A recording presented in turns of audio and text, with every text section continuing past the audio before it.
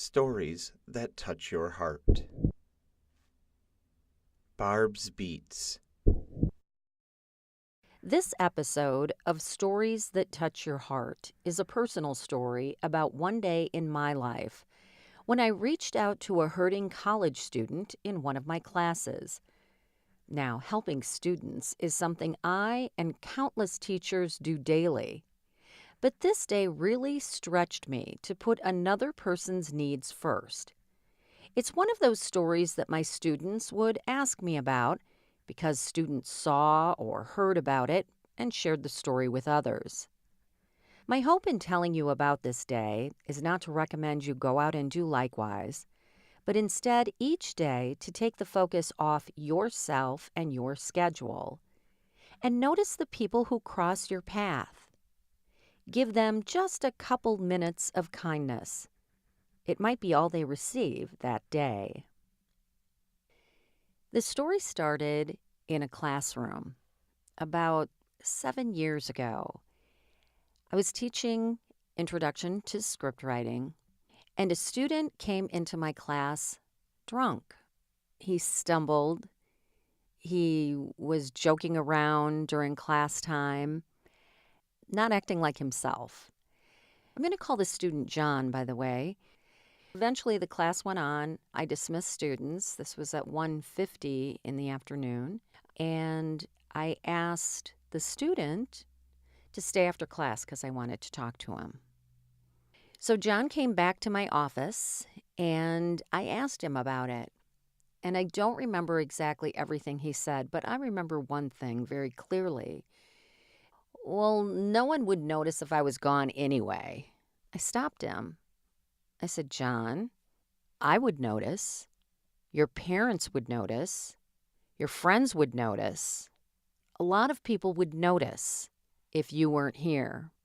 And then he told me, I said that to 3 people today, and you were the only one who heard me.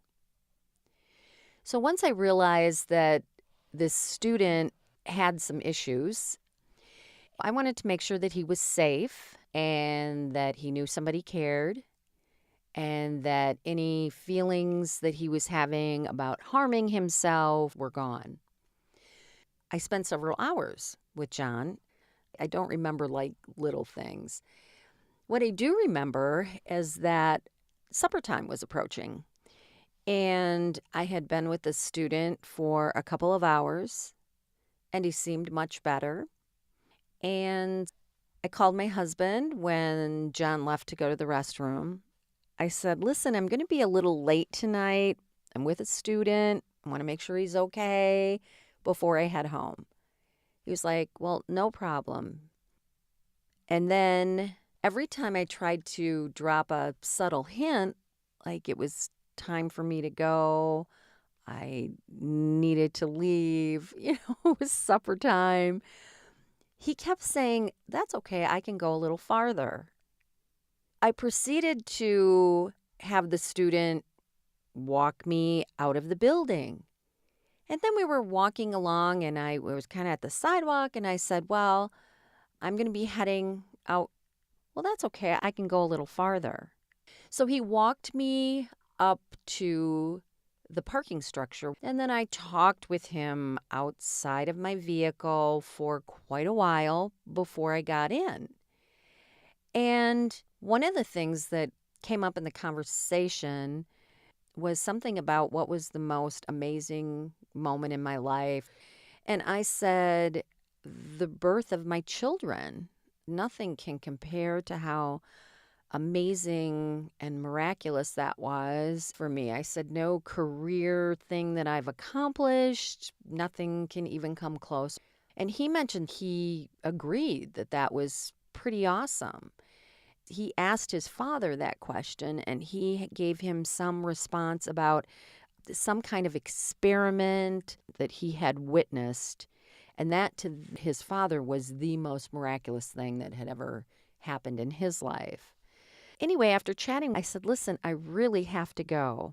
And I'm a very type A personality. I kind of like to take charge. And I just kind of that day went with it. And It seriously seemed to me like a scene from a movie. It was almost surreal. It was like I was there, but I wasn't there. So anyway, I got in my car and he said he could go a little farther. So I'm driving and I'm thinking, okay, is it here? Do you need me to let me know when you need me to get off or to turn or where you need me to go? And he just wasn't telling me to turn. And as I was driving, I just knew I'm like, this young man is going to end up coming to my house. I stopped asking him where I was supposed to turn or where I was supposed to go because I just knew he was going to tell me he could go farther. He came into my home. My husband had set dinner out on the table, a plate wrapped in plastic wrap so I could microwave it. Asked John if he wanted anything to eat, and he said no, he was okay. And my daughter was playing on a Lego table in the living room. So he went and was playing Legos with my youngest daughter. Then I had a teenage daughter who walked upstairs and was like, "What's with the dude?" And I said, "A student from school that needed some help." I don't even remember exactly how I responded to her. Then my husband sort of, like he looked and I said, "Wow, this is the young man I was telling you I was talking about." And he just sort of gave me a look because he knows me and that didn't seem out of the ordinary that I would bring somebody home with me. I've brought home like students for Thanksgiving because I don't want them to spend Thanksgiving alone. Well, I ended up putting my youngest daughter to bed. My teenager ended up in the basement. Then eventually, like around 9 o'clock, my husband's like, "I am beat. I'm going to bed. I'm out." So I'm sitting here with the student. I said, "Do you need me to give you a ride back to campus? Do you need some help?" And he was like, "No, that's okay. I can get a ride." So I remember I had a pair of pants and they were missing a button. So I went and got some thread and I pulled it out and I threaded the needle and I was going to go grab scissors to cut the string. He's like, "Oh no, that's okay. I got that." He reaches into his boot and he pulled out a very long knife. And for a brief second, I had oh my gosh, this young man really has some issues here. And then I thought, oh my gosh, is he going to do something with that knife? And then I remember thinking, no, God's not going to allow that to happen.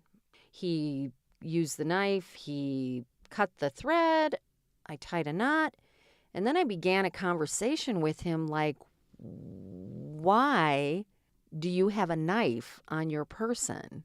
That's not okay. What are you doing?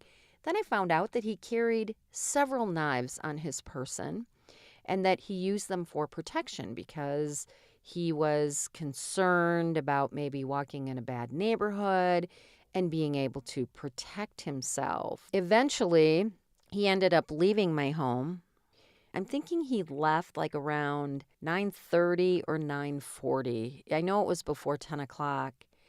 And he said, well, I better get going now. He ended up getting some help shortly thereafter, as in within the next day or two.